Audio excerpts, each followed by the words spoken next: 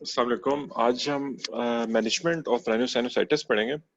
इस पे although 2 chapters थे पूरे स्कॉट ब्राउन के, लेकिन अगर आप इसको वाकई इसको अगर आप थॉरोली देखें तो इसमें बहुत ज़्यादा काम की बात बहुत ज़्यादा नहीं है। उसने काफ़ी ज़्यादा डिस्कशंस की हुई हैं, और क्योंकि राइनोसाइनोसाइटिस अभी भी उसको फिगर आउट कर रहे हैं कि इसको एग्जैक्टली इसके पीछे पैथोजेनेसिस क्या है, तो ज़्यादातर इसमें कहानी थी इन 2 चैप्टर्स में। लेकिन वी विल स्टार्ट, सबसे पहले हम शुरू करते हैं मेडिकल मैनेजमेंट से। मेडिकल मैनेजमेंट के चैप्टर में सबसे पहले उसने वही पुरानी बातें लिखना शुरू कर दी कि राइनोसाइनोसाइटिस होता क्या है, और वो सारी बात वो हम ऑलरेडी कवर कर चुके हैं, उसकी रिकॉर्डिंग्स भी हैं अगर किसी को कोई इशू था उनमें। फिर वो कहता है, जब काम की बात पे आता है, वो कहता है कि 6 to 15% ऑफ पॉपुलेशन को राइनोसाइनोसाइटिस होगा, और जो राइनोसाइनोसाइटिस होगा उसमें से वो कहता है कि सिर्फ 2% आपका बैक्टीरियल है। अब वो फिर ठीक ठाक स्पेस इस बात पे ले लेता है कि there is no need for antibiotics in uncomplicated of cases of rhinosinusitis. यानी अगर एक राइनोसाइनोसाइटिस का केस आपके पास एग्जाम में आता है और बैक्टीरियल और वायरल की डिफरेंशिएशन नहीं है, तो शुरू में आप हमेशा उसमें उसकी सिम्टोमेटिक ट्रीटमेंट करेंगे, आप एंटीबायोटिक्स नहीं देंगे। और अगर कोई बैक्टीरियल की इंडिकेशंस हैं, जो कि हम ऑलरेडी लेक्चर में कवर कर चुके हैं पिछले में, कि किस तरह आप डिफरेंशिएट करते हैं बैक्टीरियल फ्रॉम वायरल, वो 5 साइंस थे, उनमें से 3 भी हो तो हम कहते हैं कि इसको बैक्टीरियल है। अगर आप वो डिफरेंशिएट कर लें और आपको पता चल जाए कि ये बैक्टीरियल है, तो तब जो आप ट्रीटमेंट उसको देंगे उसमें वो ये कहता है कि उसमें देर इज नो डिफरेंस, आप पेनिसिलिन ग्रुप कर रहे हैं, आप नॉन पेनिसिलिन कर रहे हैं, आप क्लोवेनेट ऐड कर रहे हैं या नहीं कर रहे हैं, मतलब इन तमाम एंटीबायोटिक्स की एफिकेसी एक जैसी ही है। सेकेंड, वो कहते हैं there is no difference in duration, कि अगर आप शॉर्टर ड्यूरेशन के लिए दें या लॉन्गर ड्यूरेशन के लिए दें, दोनों में जो आउटपुट है, आउटकम है, वो एक जैसा ही होगा, उसकी एक जितना ही रिकवरी रेट है। तो इस बात पे वो फिर कहते हैं कि बेहतर ये है कि आप इसको शॉर्टर ड्यूरेशन के लिए दें, 5 days के लिए दें, ताकि आप एंटीबैक्टीरियल रेजिस्टेंस को अवॉइड कर सकें, जो कि हमें पता है हमें यहाँ पे पाकिस्तान में तो नहीं होना, लेकिन बहरहाल स्कॉट ब्राउन में वो ये बात करता है कि आप शॉर्टर ड्यूरेशन के लिए दें जब आप पिक कर लेंगे इसको बैक्टीरियल राइनोसाइनोसाइटिस है। फिर अगली बात वो ये डिस्कस उसने की हुई है कि क्या एक पेशेंट राइनोसाइनोसाइटिस से प्रेजेंट करता है तो हम उसको एंटीबायोटिक्स देना शुरू कर दें, तो उससे क्या हम उसको कॉम्प्लिकेशन से बचा सकते हैं, क्या इसका कुछ इसमें रोल है? तो इसमें कहता है कि जो कॉम्प्लिकेशंस के साथ उनके पास पेशेंट प्रेजेंट किए, उनको उन्होंने स्टडी की, तो उनमें से 50% वो थे जो एंटीबायोटिक्स ले रहे थे फिर भी उनको कॉम्प्लिकेशन डेवलप होगी।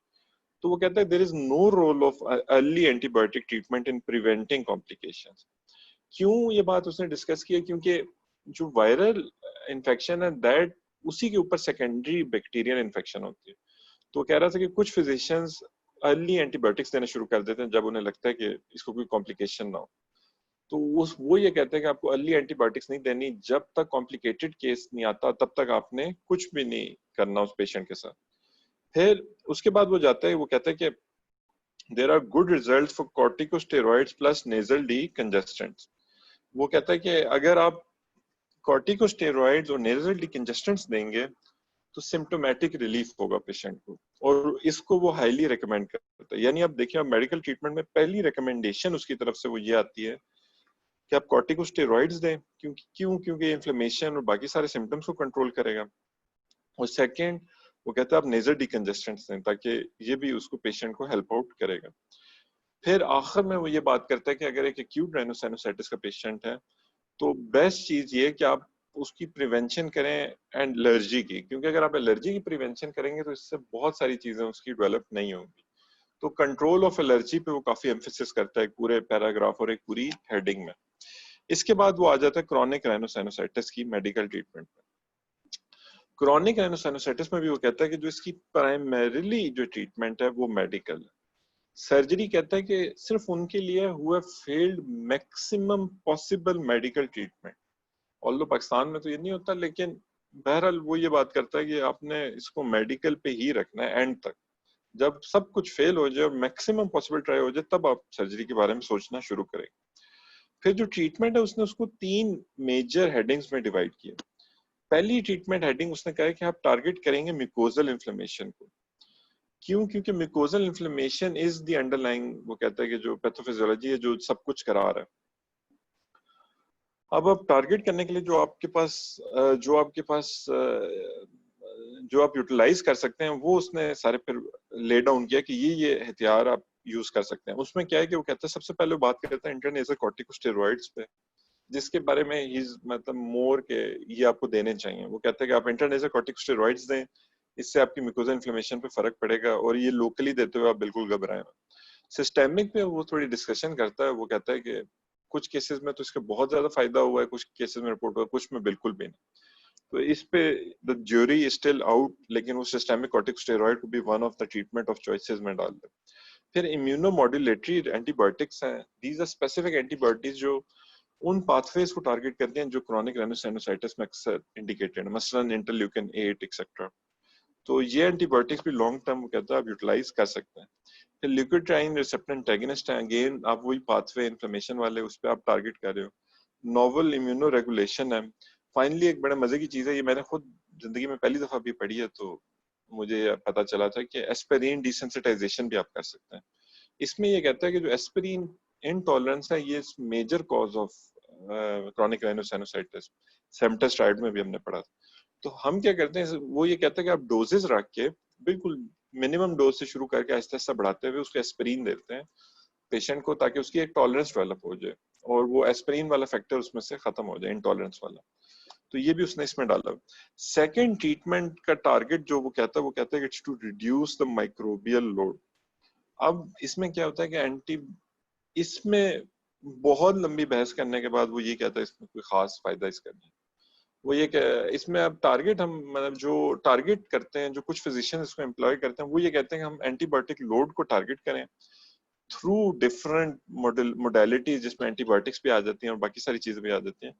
लेकिन इस पे आउटपुट ये थी कि there is not much use.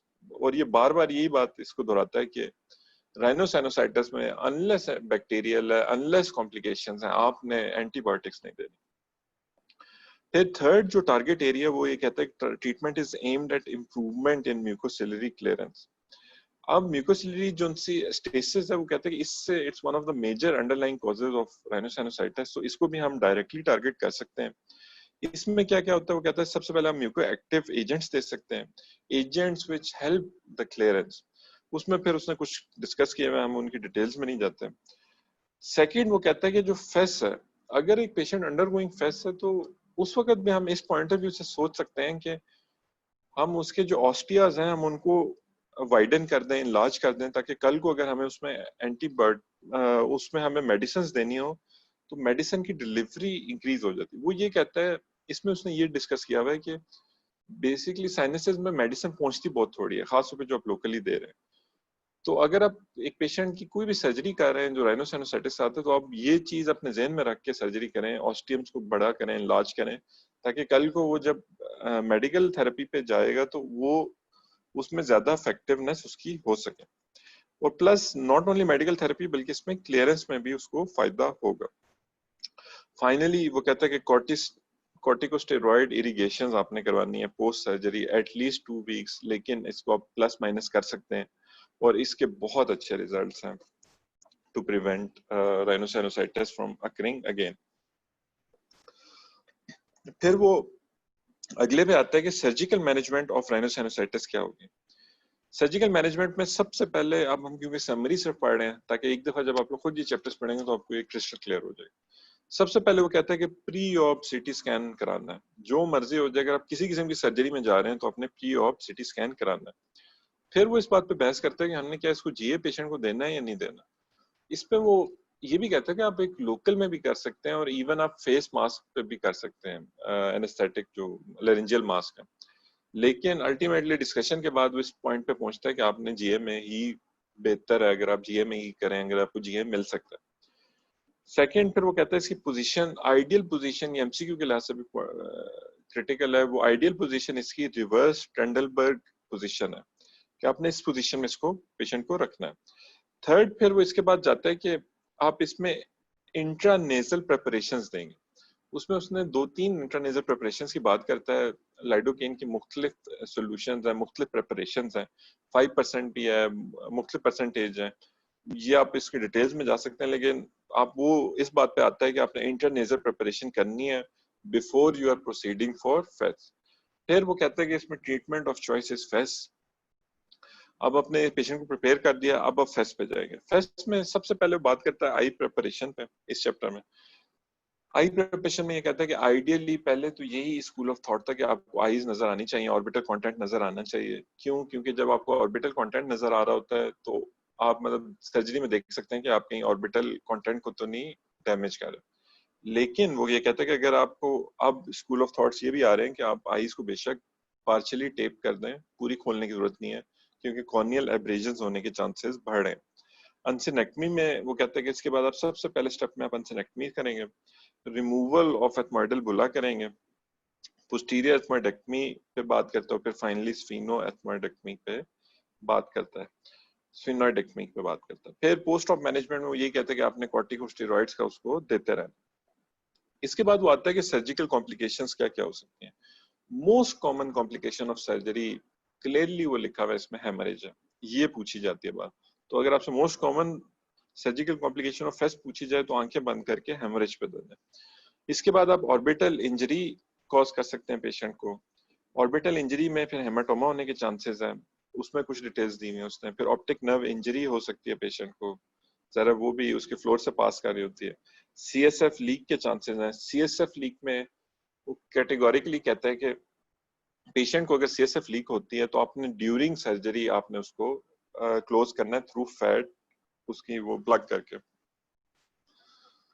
तो ये भी एक एमसीक्यू बार बार मैंने देखा है कि आपसे पूछते हैं कि सीएसएफ लीक हो गई है ड्यूरिंग फेस्ट, तो अब आप क्या करेंगे? तो इसका आंसर है plug with fat with tissue. Finally carotid artery injury भी वो कहते हैं इसमें आप कॉज कर सकते हैं। फिर चिल्ड्रन में वो कहता है कि first step in chronic rhinosinusitis surgical management has to be adenoidectomy. इसके बाद आप कोई भी और चीज पे आप जाएंगे, कोई और चीज कंसिडर करेंगे। So this is a summary of entire medical and surgical management of rhinosinusitis chapters. So if you have any questions, you can post in the group.